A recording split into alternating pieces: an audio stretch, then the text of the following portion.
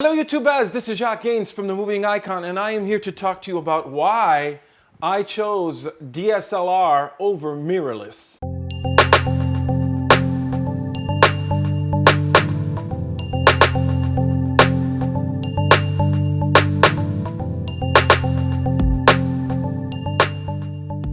Hello YouTubers, this is Jacques, and listen, I know a lot of people are probably going to get pissed with this video because there are so many mirrorless maniacs out there, but I am here just to talk about my workflow and why I chose to go DSLR over mirrorless.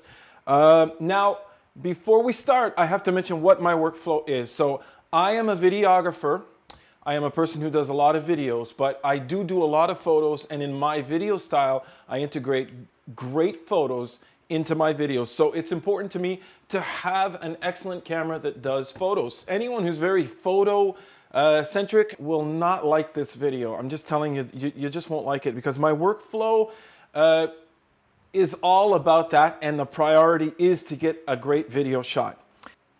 Another point I have to mention, and I need you guys to bear in mind this, I am a former Sony A6000 owner, and I had that camera for roughly a year, and for a lot of reasons I got rid of it. Now, I got rid of it not because it's a bad camera. I got rid of the A6000 because it didn't fit what I was doing.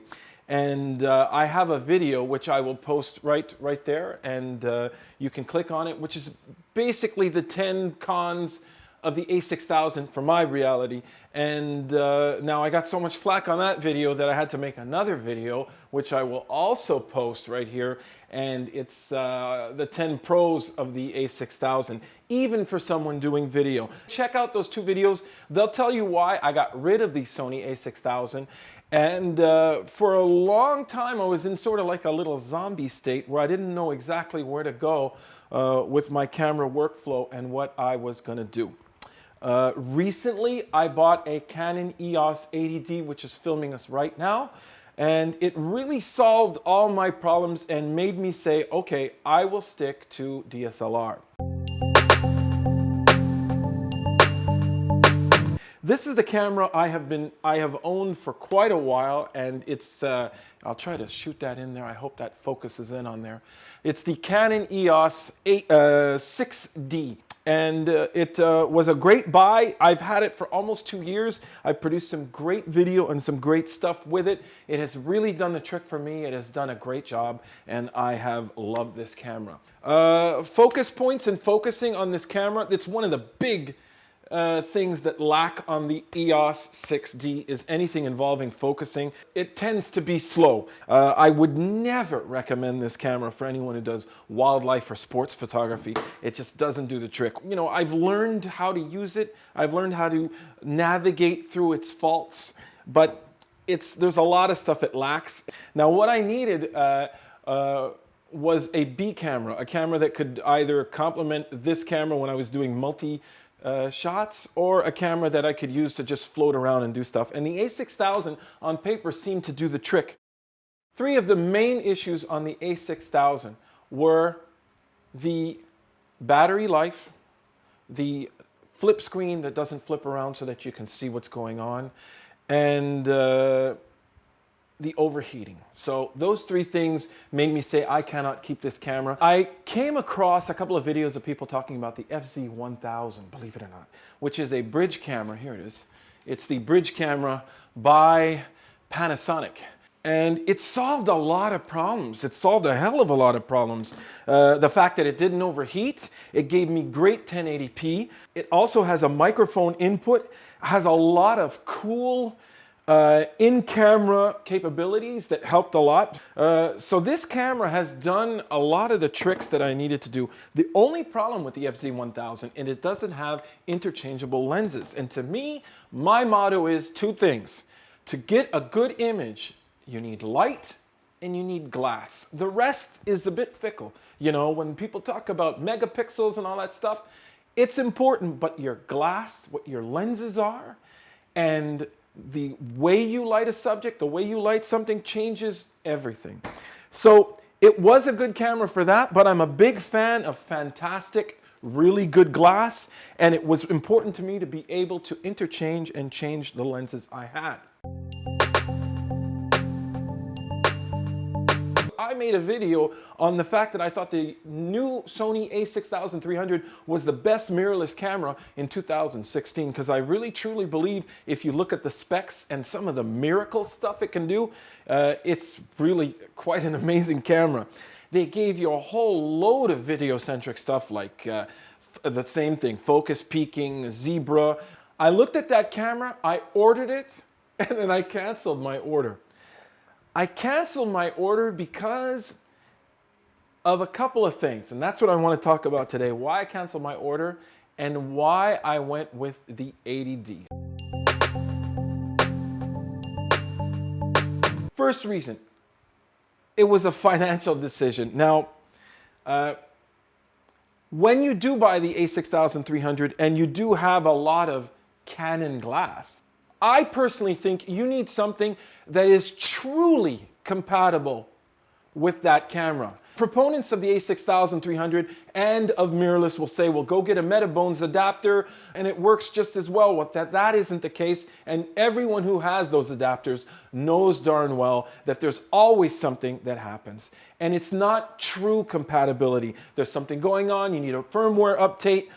It might work for image stabilization, but not for focusing. You might get focusing, but it might not be as fast.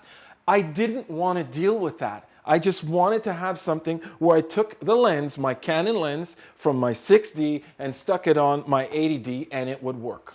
So I got that. And that's one of the reasons why, for me, the 80D made sense. Another reason why I picked the 80D over the Sony A6300 is that I really like the Canon look. You flip me a Sony sensor, you show me Sony video, it is amazing quality, but I can tell you right away that was filmed on a Sony. If it's a Canon video, I can tell you right away, that's a Canon video. That's filmed on a Canon. I just know it. I can tell the difference. And me personally, I really like that Canon look. And here's another thing. The Sony A6300 has over 400 focus points, and these cameras kick ass. But the 80D matched. I'm not saying they surpassed, but they matched enough for my workflow so that it was worth it. Because as I said before, on my Canon 6D, the focusing it's not very good. You know, I used it just last night on a show, and it really wasn't great, and the 80D was just kicking ass. Now here's a small point, and it's a point to me that's really, I hold dear to my heart, is that time is worth a lot of money, and relearning anything is it takes a lot of time. While you relearn something, you're not doing the thing you're supposed to be doing. If I pick up another camera from another company, I have to relearn that camera. I have to relearn where the buttons are. I have to relearn all that stuff. What's really great about the 80D is that the layout is so close to what the 6D is. I picked up the 80D and within about 10 minutes, I knew where everything was. So I think it's very important to me, if we stick to one company, what's really great is that you don't have to relearn. Now, for the longest time, Sony and the rest of the gang have been offering continuous autofocus, AF servo. They've been offering that for a long time. The 80D has it. I believe that started with the 70D.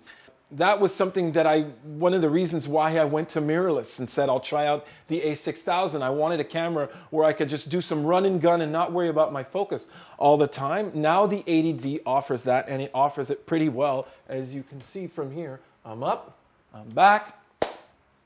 Another point I want to make is, as much as mirrorless cameras crush the DSLRs when it comes to autofocus and all this stuff, in terms of battery life, the DSLRs destroy mirrorless cameras. And I'm discovering now that on the 80D, while I film, even in live view, the 80D just doesn't eat up battery life. Now, some people out there, and I get this comment a lot on my 10 cons of the Sony A6000, I get a lot of people telling me, well, just change the battery. Jason Lanier, which, by the way, whom I respect and love his work, always trivializes the fact that people go on about battery life and how to him it's not important. He says, I carry a couple in my pockets, and when the battery goes down, just change the battery. Well, just change the battery is not an option. It's not an option when you're concentrated and you're working on something, you're doing something live, and you want to do it well, and you have to start thinking of battery life. When your battery, and you can see that little level going down, and you're working, and there's a magic moment coming around, you don't want to be thinking about changing batteries. Why would you want to be thinking about changing batteries? So I don't understand why someone like Jason Lanier, who by the way is also a very experienced wedding photographer, where you're involved in moments, magical moments that happen, and you have to think of that, trivializes the fact that battery life is not that important, that you just got to change the batteries, and to talk about the fact that they're inexpensive and you can get them. You know, it's another thing to also think about when you're preparing your bag to go out and shoot. You got to think of having 6, 7 batteries and lining them up and getting them charged up. With my Canon 80D and my 6D, I can tell you with confidence, most of the time I only need one battery. I also have battery packs for these things, but I barely use them because I never eat up a whole battery in a whole day of shooting photo or video. So that is a big advantage with the 80D, the 6D, and any DSLR, mirrorless. Some of these things, you know, it could go, the battery life is 40, 50 minutes. That's it. How are you supposed to work with battery life that's that pitiful? It's something that has to be fixed, because to me, it's one of the big reasons to stick to a DSLR. A big reason, and it's an important reason. It's not something to say, well, it's just a battery. No, it isn't just a battery. Now, another thing, here's another point, is that I truly believe that 100% of all cameras should have a flip screen like this.